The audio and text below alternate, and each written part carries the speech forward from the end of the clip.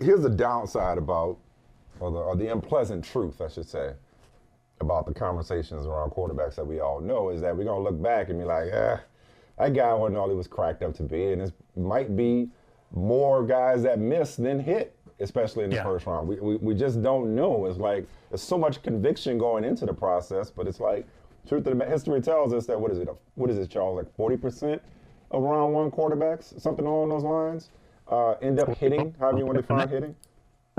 What's hitting? Lower than that. Right. I mean, what's hitting? Right? Yeah. Right. Probably got to lower the bar or make it an easier target. So I guess I would say, like, and McCarthy seems to be kind of like the poster child for, teams talking themselves into a quarterback prospect. I know you and I talked offline about your initial skepticism of whether or not, is this the draft process propping this guy up, or is this real? And you found out that no, it's really real how teams covet and value and appreciate J.J. McCarthy's tools and traits. Like, take us inside.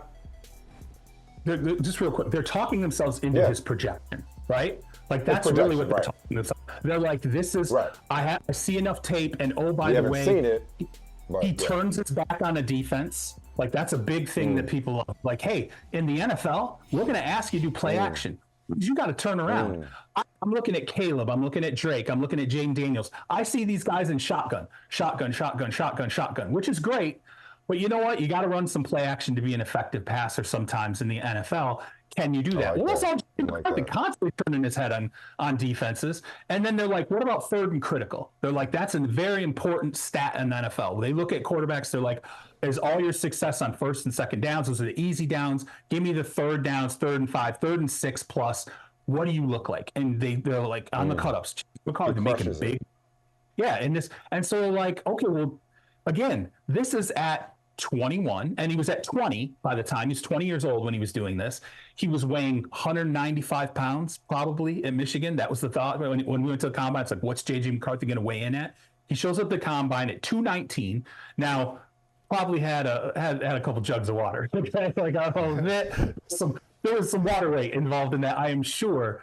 But again, it reminds teams he's young. He hasn't grown into even his body yet at this point. And we already see things that we like. And oh, by the way, he played for Jim Harbaugh, who granted, Jim's talking him up, but Jim's not always the easiest guy to play for. Like, he's a different kind of particular quarterbacks. And this is a guy who's like, he's the best quarterback I've ever had. I think he's the best quarterback in the draft.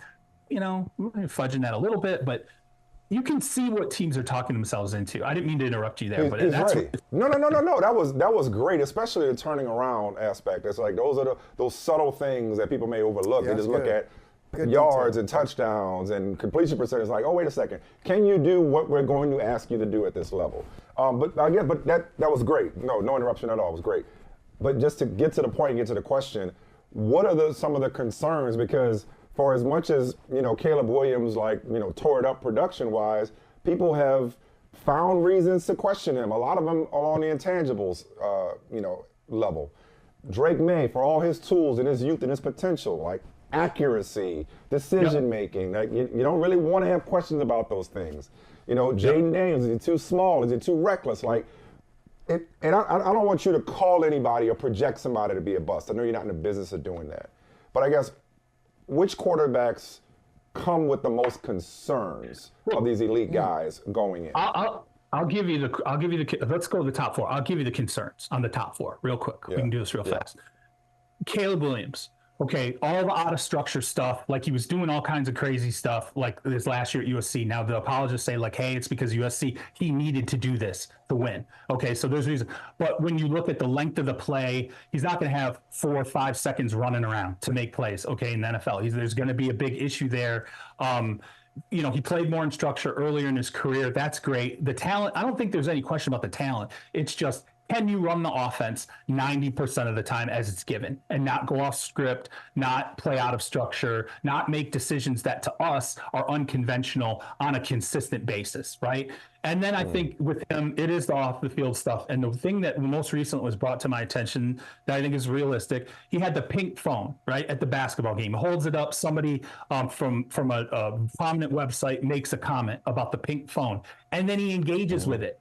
on social media. And like, you have teams who are like, what the hell are you doing, man? You're the number one pick in the draft. Why are you engaging with someone on social media right now? Your whole life is in front of you. Who cares what they said about your phone? Yeah. The hell with that. So that's one, okay. And then, if there's not success, is he going to react in the Chicago market to fan base that can turn negative very quickly?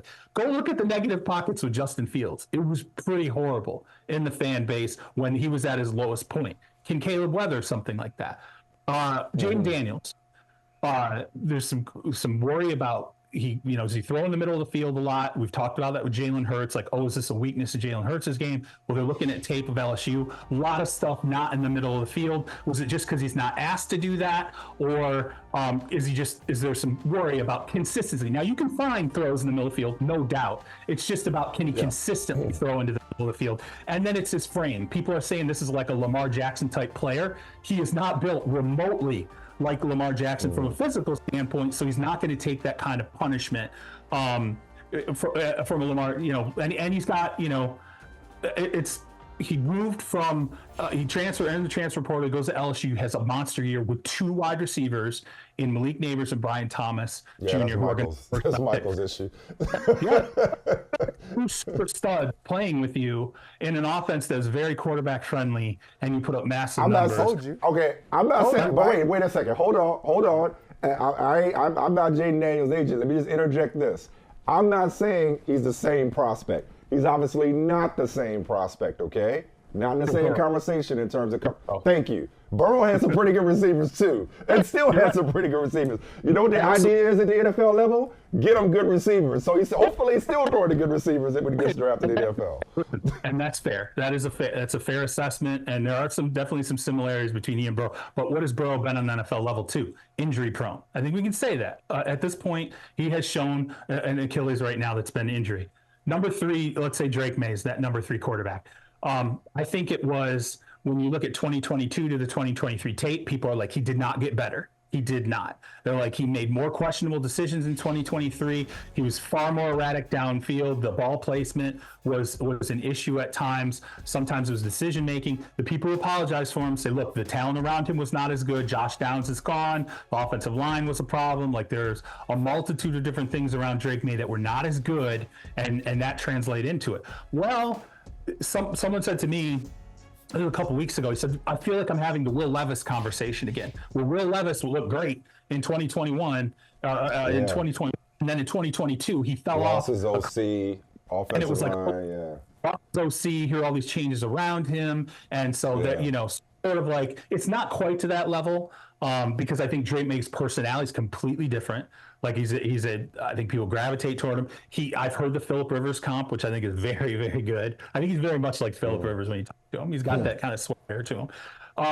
And then, okay, so McCarthy, it's, just lack of streamlining an offense through the guy. Like, he just, like, at what point was it streamlined through him and he had to carry a team, not for a third down play, but for an entire game? And how often did that really have to happen?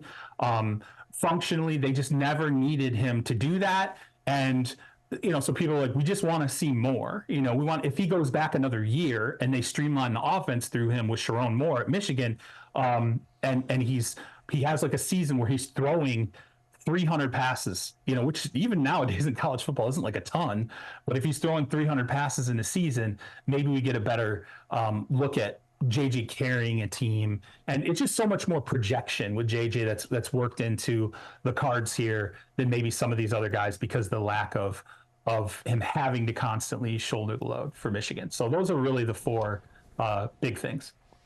But as you mentioned, it could be 6 in the first round. I just want to sneak in, Mike. I don't know where you want to go. I mean, no, same place. Same place. Should we be talking more about Michael Penix? And for that matter, Bo Nix, but Michael Penix in particular, there seems to be a lot of growing buzz around how people in the league feel about him. What are you hearing about him? Well, it's medical.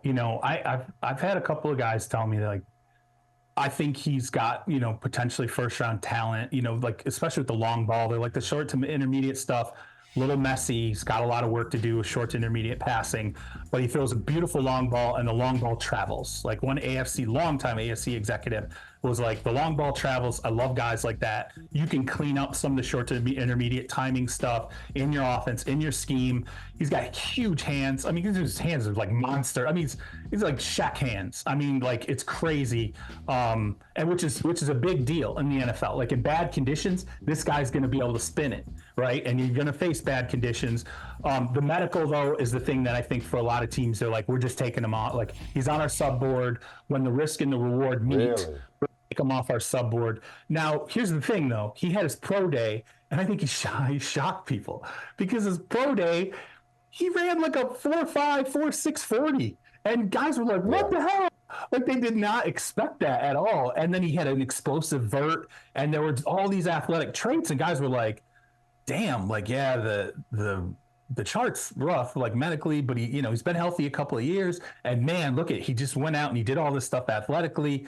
No doubt he's gifted as a passer.